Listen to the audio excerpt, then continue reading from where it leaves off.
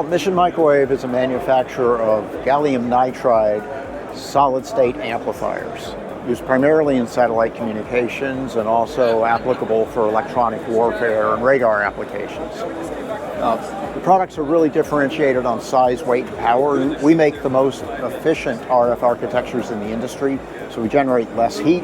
We've got some proprietary technology about how we dissipate the heat. So that lets us make a product that enables a lot of new applications in terms of very small, very efficient amplifiers that can go on UAVs, they can go on man-portable antennas, small transportables antennas, and even support flat panel architectures as well.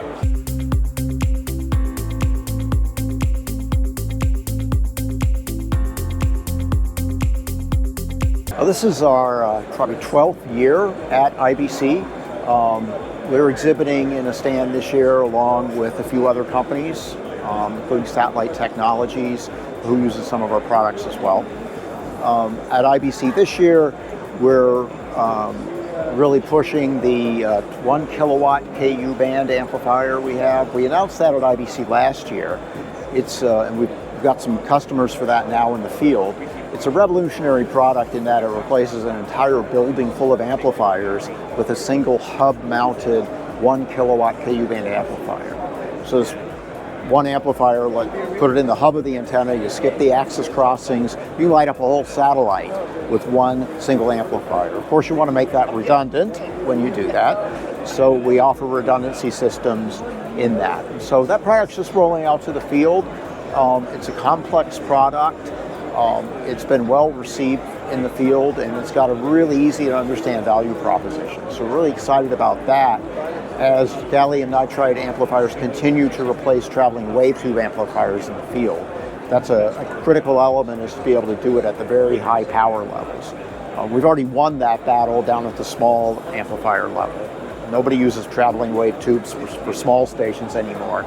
It's all solid state, it's all gallium nitride, and largely it's all Mission Microwave products. If you look at any of the OEMs of tactical terminals, we're on effectively all of them.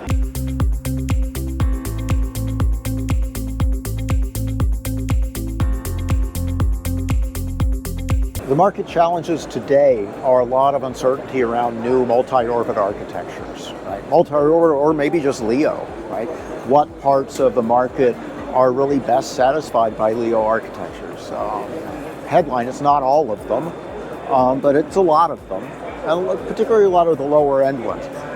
So what we're seeing is the market's maturing around the niches that are best served by the different applications. So we still find a very viable market for high-end, high-performance geostationary systems. We're on a lot of the terminals in the NEO architecture systems. There's only the one, right? But we're in that.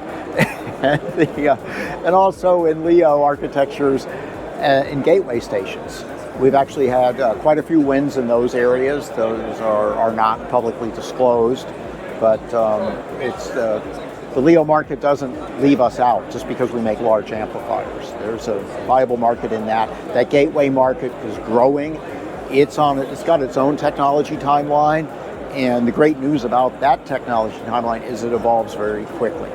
Where we'd see amplifier refresh cycles in the GEO market maybe 10 or 15 years, that's way faster in the LEO market. So that's a great and vibrant market for our product.